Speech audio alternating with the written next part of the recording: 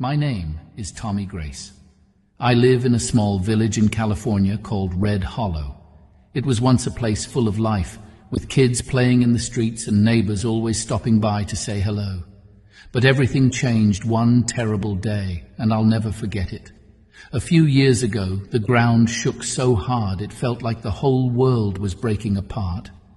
The earthquake destroyed almost the whole village. I was in town getting supplies when it happened. My 3 sons, Mark, Ethan, and James, were at my house with their wives and kids. They were having a big family dinner while I was gone. When the shaking stopped, I raced home, praying they were okay. But when I got there, all I saw was rubble. My home was gone, crushed to the ground. I started digging through the wreckage with my bare hands, calling their names. But I only found silence. Then I found them, my sons, their wives, and even my sweet little grandkids, lifeless under the ruins. That day, I lost everything.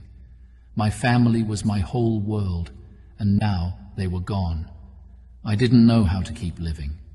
The days after the earthquake felt like a blur. The town was full of people crying, trying to rebuild, but I didn't care about any of it. I didn't want to be here anymore. One morning, I decided I couldn't take the pain any longer. I walked deep into the woods, far away from the village. I didn't want anyone to find me. I planned to end my life there where no one would see.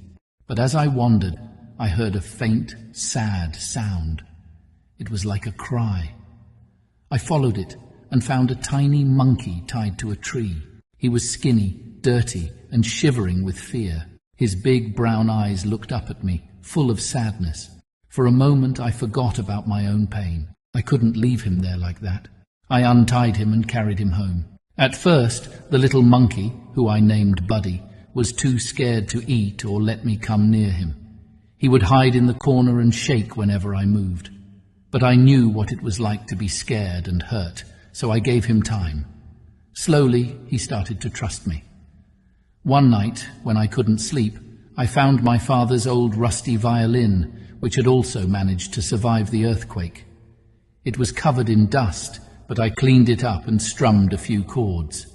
I hadn't played in years, but the sound brought back memories of happier times. Buddy came out of his corner and sat near me, tilting his head as if he was listening. From that night on, I played the violin every evening, and Buddy always sat by my side. One day, as a joke, I gave him the violin, urging him to try his hands on it. He clumsily touched the strings, making silly sounds that made me laugh for the first time in ages. Over time, Buddy started to get better. His tiny hands learned how to pluck the strings, and soon he was playing real music. Now, Buddy and I perform together. We travel to nearby towns, sharing our music with anyone who will listen. People always say how special it is to see a man and a monkey making music together, but it's more than that. For me, Buddy saved my life. On the day I planned to leave this world, he gave me a reason to keep going. Every song we play is a reminder that even when everything feels lost, there's still a chance for hope, love, and light. So when you see Buddy and me, know this: we are 2 broken souls who found each other in the darkest of times.